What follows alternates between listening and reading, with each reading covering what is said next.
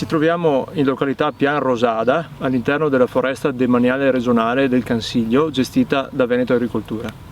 In una località, in un'area che è stata interessata nel 2018 dagli esiti della tempesta Vaia. Quindi ha abbattuto un tratto di foresta, di bosco, formato unicamente da abete rosso, come quello che si vede qui dietro di noi sullo sfondo. Un bosco quindi monospecifico, formato da una sola specie, più o meno coetaneo, quindi con alberi tutti della stessa età, e piantato, quindi di origine artificiale, sopra probabilmente un ex pascolo. Ora quest'area nella quale ci troviamo è oggetto di un intervento dimostrativo, un intervento di riforestazione dimostrativa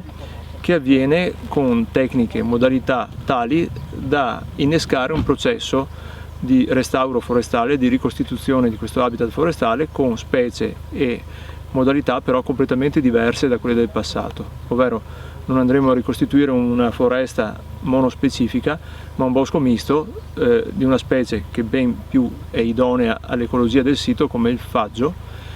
oltre ad altre specie, quindi un bosco misto sostanzialmente. Lo faremo per piccoli gruppi come quelli che vedete qui, contrassegnati da queste cannucce con la punta rossa, e lo faremo quindi non con l'intento di coprire interamente la superficie,